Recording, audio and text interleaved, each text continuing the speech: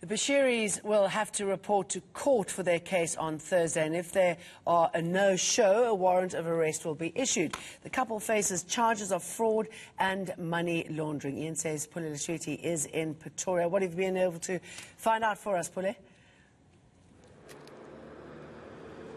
Well, a very good morning, Jane. And you would remember just earlier on, we actually brought you the news that we were reliably told by sources that a warrant of arrest will be issued come the 19th of November this month if the Bushiris do not appear in court. But furthermore, that they have violated the bail conditions, meaning their bail application will also be revoked. But in the name of trying to comb the crews and finding out what exactly happened, joining me right now, I have Prophet Paseka Mboro, who will be talking to us here this morning on eNCA. Prophet, thank you very much for joining me this morning. Now, just a couple of weeks ago, you had said that you and Bushiri had come to terms to actually, clean everything and have a working relationship. If you could just quickly tell us about that. No, well, it was about peace and support for him to be out on bail through my prayers so that he can get out. We sit, we talk, we see how we can rebuild the life of the victims, his life, ECG Church, the image of the whole church, prophetic ministry, and fix things.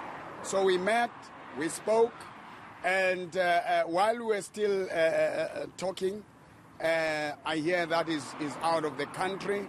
And remember, we went to court. I won against that defamation of character. And with costs. So I was still waiting for the costs to be paid. And then as they withdrew, from the battle, and we agreed that I will not proceed, on the battle because he's fixing things. So this is what happened now. And what was the meeting about when you met at this private location? No, look, it was not in a private location. Remember, Bushiri came to me first. I assisted him before. And then when he was down, he also honored me. And this time we met in his house to remember, it was a consistent fight every day.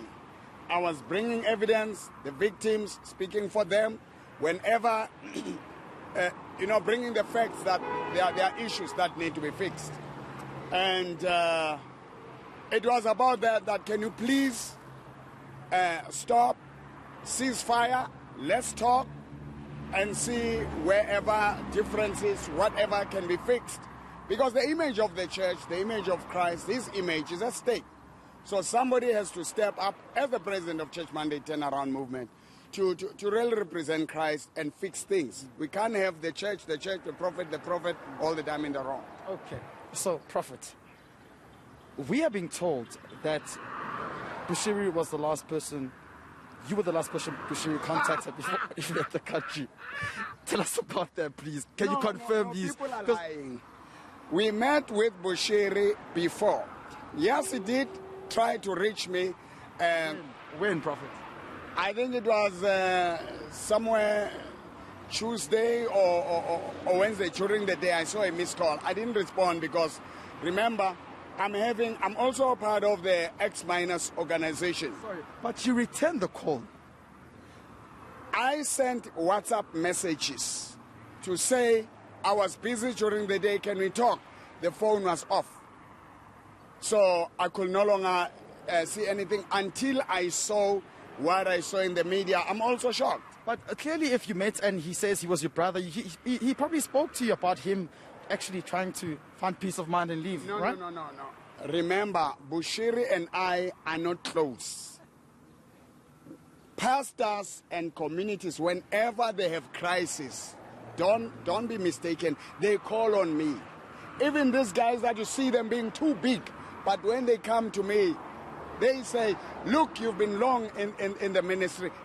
That's it. Okay, so would you cooperate with the South African government if they wanted help from you in terms of getting that sensitive information you might be having about this guy? I am not. Remember, I was representing the victims. They opened cases, I assisted them. They betrayed me along the way, but I still stood. The matter is before the courts, before the judge. before the police. The police must do their work. Right now, my meeting was to rebuild and fix the mess that happened in the name of God, for the sake of Christ. And because if a man says, look, there's been too much war, can we sit and fix things? Why do you keep on punching? You wait and see fixing things. But that hasn't happened now since he's out. And since he went out, I mean, what was this peace about? These are the things that we need to engage. Because now our agreement to fix things are in a mess. So we need to still meet. I don't know how we will meet in this condition. Fair enough. Just another question before you go. I think it's quite important that we clear this because there's a lot of speculation here. We are told that you received lucrative funds from Bushiri when he was out on bail. Before the eve before he was out on bail, he met you at his private location, at his place, like you say. We're told that there was a golden handshake there. Number one, the cases are still there. Ask all the witnesses. I never told them to withdraw cases. I responded to the cry of the people as a prophet in this country. And then I responded to the cry of the family of Prophet Bushiri and the entire leadership of ECG Church to say, can we stop the attacks on social media and sit down and talk?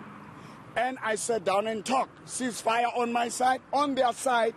Remember, Nana Poku, the rapist, they still send threats and all that. That message hasn't come out from their side. So I am standing for the peace and justice for all. And there's no handshake. The handshake that must happen, I won the legal battle. I must be paid the money I paid the lawyers. And I haven't been paid that. So you don't know what Bushiri tried to contact you about before he mysteriously escaped the country? As we were in talks, remember, people lost money. He also says he was scammed the money. He also facing attacks, emotional and all that. So as a Christian, another person who is a Christian and a leader, wherever there are wrongs, remember, I was standing almost every day, hammering him, praying for his change and the whole thing to come out. Okay. So when last did you speak to him?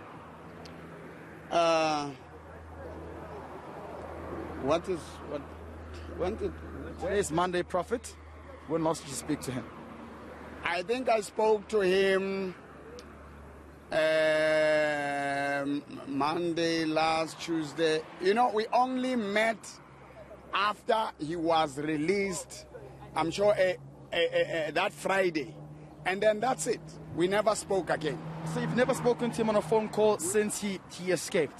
No. Since he escaped, even days before he escaped, we never spoke. No. No, thank you very much for joining me this morning.